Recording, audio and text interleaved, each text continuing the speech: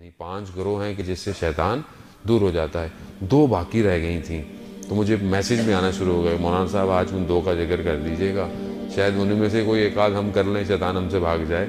تو بہرحال بعض اوقات تو شیطان خود ہمارے انسانوں کے دائرے میں ایسا ہوتا ہے کہ انسان شیطان سے نہیں بھاگ رہا ہوتا ہے, شیطان ان سے بھاگ رہا ہوتا ہے. تو اللہ تعالیٰ بہرحال ہمیں دور رکھے ان خصلتوں سے کہ شیطان جو ہے وہ ہمارے قریب آئے, ایسی چیزیں نہ ہوں ہمارے اندر کہ ہمیں شیطان بولے کہ یہ تو میرا ہی پارٹی کا آدمی ہے, اس کے لیے تو مجھے کوئی مسئلہ نہیں ہے.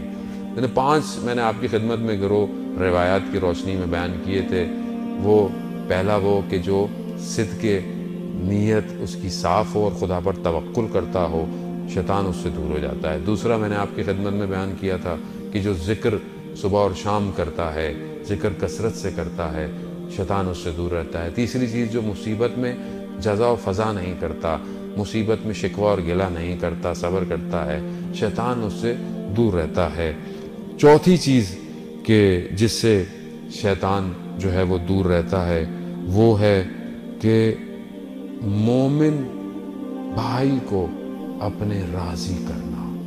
اس رضا کرنے والے سے شیطان دور رہتا ہے. یعنی جو میں اپنے لیے پسند کروں وہ اپنے مومن بھائی کے لیے بھی پسند کروں. اب اس پسند کا تعلق کسی کپڑے سے نہیں ہے عزیزان محترم کہ میں نے اپنے لیے اچھے کپڑے لیے تو میں آپ کے لیے نہیں. یعنی جو چیز میں یہ سمجھتا ہوں کہ یہ میرے ساتھ نہیں ہونی چاہیے, مجھے یہ بری لگتی ہے, وہ مومن بھائی کے ساتھ بھی نہیں ہونی چاہیے. میں چاہوں کہ مجھے کوئی دھوکہ نہ دے تو مجھے بھی کسی کو دھوکہ نہیں دینا چاہیے. میں چاہوں میرا کوئی مال نہ کھائے تو مجھے بھی کسی کا مال نہیں کھانا چاہیے. میں چاہوں کہ میری عزت ہو, میری رسپیکٹ ہو تو مجھے دوسرے کو بھی عزت اور رسپیکٹ دینی چاہیے. لیکن ہمارے ہاں تو معاش بالکل الٹ ہوا ہے. اچھا اپنے ذہن وہ زیادہ زخم دینے والے ہوئے ہیں. اب اگلے کئی لوگ ملتے ہیں, ہاں صاحب مال کھا گئے, مال لیا پیسے نہیں دیے. کون تھا؟ ہاں صاحب اپنا ہی تھا. یعنی اپنا ہی تھا, مسجد میں بھی آتا تھا, مجلس میں بھی آتا تھا. یہ بہت زیادہ ہو گیا ہے. میں کیسے تصور کر سکتا ہوں کسی کا 1 درہم یا 1 ریال کھانا؟ کیسے کھا رہا ہوں میں؟ کیوں میں اپنے آپ کو ایسا کیا ہوا ہے؟ وہ شاید آپ کو یہ بات ویسے سمجھ میں نہ آئے تو شہید دستغیب واقعاً خدا ان کے درجات کو بہت بلند کرے. انہوں نے کیا بیانات اور کیا چیزیں لکھ دی ہیں واقعاً. وہ 2 شخص کا واقعہ بیان کرتے ہیں کہ آپ کو سمجھ میں آئے کہ جو ایک چھوٹی سی چیز انسان کسی کھا لیتا ہے نا تو ادھر کیا ہوگا. واقعات اور بہت سارے ہیں, منازل الاخرہ اور کتابوں کے اندر بھی لکھے ہوئے ہیں. انہوں نے 2 لوگوں کا واقعہ بیان کیا. میں نے پہلے بھی آپ کی خدمت میں عرض کیا ہوگا تکرار کے لیے تاکہ دوبارہ یاد دہانی ہو جائے. 2 لوگ پرانے زمانے میں جو ہے وہ زیارت پر جا رہے تھے کربلا. راستے میں حملہ ہو گیا, ایک کو مار دیا گیا, ایک ہلاک ہو گیا, دوسرا واپس آ گیا. اب جو بچ گیا تھا اس کے خواب میں وہ آیا جو ظاہر نیک کام کے لیے جا رہے تھے. تو اللہ تعالیٰ نے اجر دیا. دیکھا کہ عالم برزخ میں مرنے کے بعد جب انسان قیامت سے پہلے ایک اور سٹیٹ ہے جہاں انسان جائے گا, وہاں عالم برزخ ہے. تو دیکھا کہ بڑی ہریالی ہے, بڑے باغ ہیں.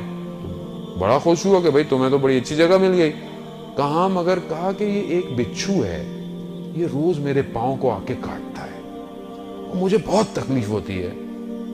وہ کہتا ہے کیا ہے یہ بچھو؟ کہا ایک دفعہ میں اپنے ایک دوست کے گھر گیا ہوا تھا تو اس نے وہ چاقو جو پھل کو کاٹتا ہے وہ رکھا, چھری چاقو جو چھوڑا, وہ خوبصورت بہت تھا تو میں نے بغیر بتائے اسے اپنی جیب میں رکھ لیا تھا. یہ وہ چاقو ہے جو بچھو کی صورت میں آ کے روز مجھے تکلیف دے رہا ہے. ایک چاقو کی کیا قیمت ہوگی اس زمانے میں بھی اور ابھی بھی کیا قیمت ہوگی؟ کیا کروں؟ کہا میرے گھر جاؤ, میری زوجہ کو کہو فلانی جگہ پر وہ چاقو رکھا ہوا ہے, وہ اٹھاؤ اور جا کر اس دوست کے پاس جاؤ اور اسے بولو کہ مجھے معاف کر دے, مجھے اس نے معاف نہیں کیا تو یہ بچھو مجھے قیامت تک کاٹتا رہے گا.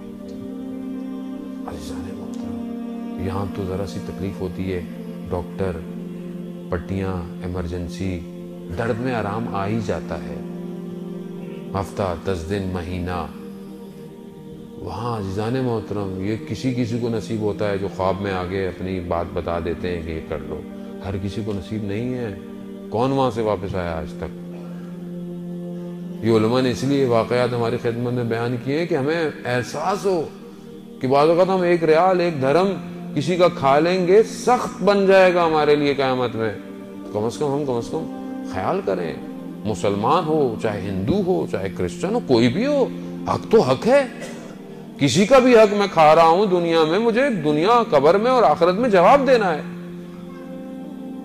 تو یہ وہ چیز ہے کہ اگر میں اپنے مومن بھائی کو راضی کروں تو شیطان مجھ سے کیا ہے، دور چلا جائے گا۔ عزیزان محترم، پانچویں اور آخری چیز کہ شیطان جس سے دور ہوتا ہے اس شخص سے دور ہوتا ہے، اس گروہ سے دور ہوتا ہے جو اللہ کے دیے ہوئے تقسیم پر راضی رہے۔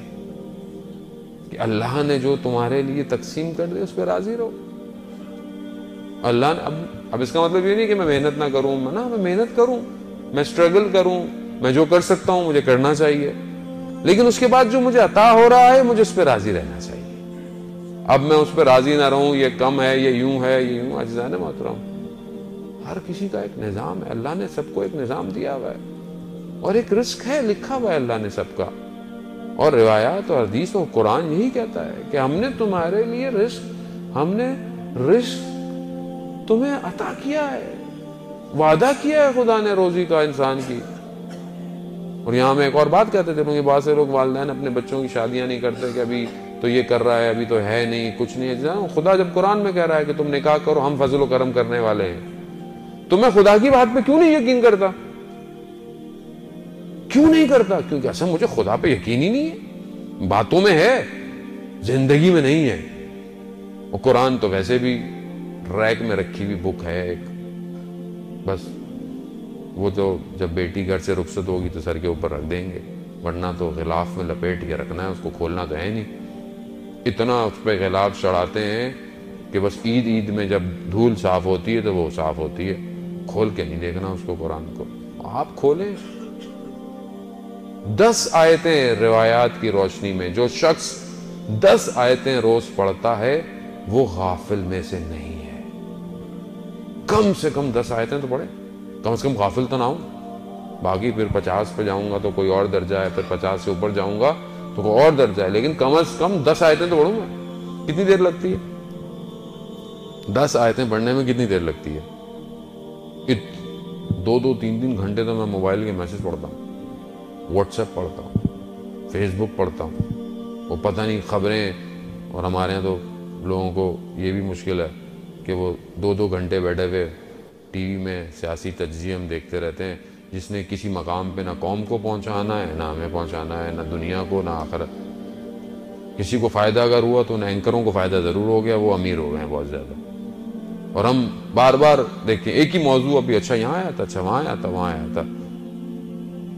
یہیں سے تو انسان قوم کا شعور پتہ چلتا ہے کہ وہ کہاں جا رہی ہے۔ تو میں عزیزان محترم، میں اپنے آپ کو اپلفٹ کر سکتا ہوں۔ لکھ کے میں اور بھی بہت ساری چیزیں لایا تھا کہ آپ کی خدمت پیش کروں گا، لیکن بہرحال وقت جو ہے وہ